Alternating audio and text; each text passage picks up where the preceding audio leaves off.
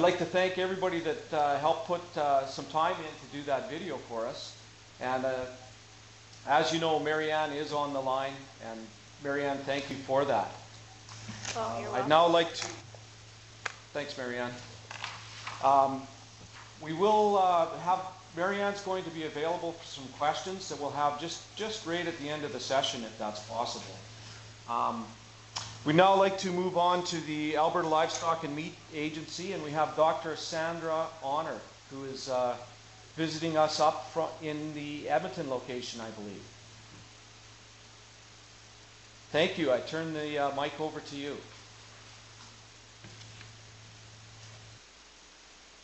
A little bit about a strategy our minister announced in June of this year that is trying to transform our livestock industry into a competitive, profitable industry after many years of not being that way. And one of the things that it's going to need is help with technology. I'm not going to go into the strategy itself too much because it causes no end of grief, and I would never get through that in 12 minutes. So I have put where you can find it on the website if you want to find the specifics about it. But the areas of the strategy itself that are supported by technology, probably the big one is information. One of the problems we have in the livestock industry is we don't have the capacity to get information from packers back to producers to be able to make changes that they need in business decisions based on what consumer demands are. So there's always been this, we'll supply it, they take it, and the world is changing so that we need more of a pull from the consumer and products produced at the livestock end that produce what the consumer wants. So in this whole strategy, there is issues around traceability and being able to track animals through the system so that you know what farm it came from, and you can start to provide your consumers with more information that way. Also dealing with all the animal risks due to animal health and food safety needs can also use this technology and traceability. And another part is going to be the value-added components, to be able to brand, to be able to release information. You sell a calf to a feedlot, they will then be able to have that information of how that animal has been treated. So they know what vaccinations they have, they know when it was born, they know some things about that animal so they can make better business decisions when it comes to their livestock, to their feedlot. Additionally, one of the things that our strategy has found after announcing it very quickly on June 5th was that we really lack the capacity to communicate effectively. And we have hit a wall in many ways in that the misinformation that came out from this strategy has caused us an incredible amount of grief and energy trying to re-educate and provide information to people.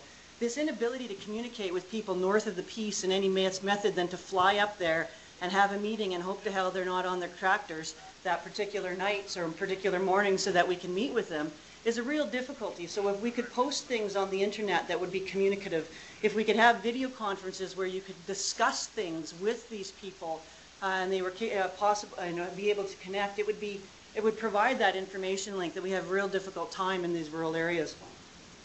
And then there's the whole issue of education and leadership capacity. We have a retiring, aging population of producers and a new group not coming on stream very quickly.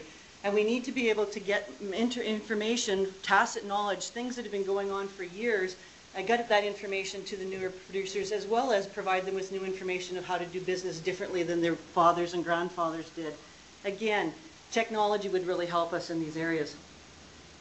So specifically, in terms of our information system, we have a situation where we are building in Alberta a world-class traceability system for our animals to deal with animal health emergencies, foreign animal disease, floods, fires, ice storms, that type of thing, as well as be able to trace back on food safety issues such as dioxins in feed, that type of thing.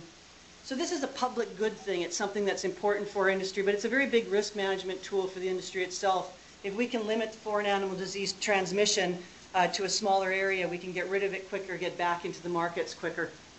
So because we're building that sort of level of technology and already spending the money in it, we started to say to the industry, what else can we build on this that would create value? So we've looked at things that they're already doing that they need to transfer information. They're on farm food safety programs. They have to keep records. they have to be audited, they have to be able to submit affidavits.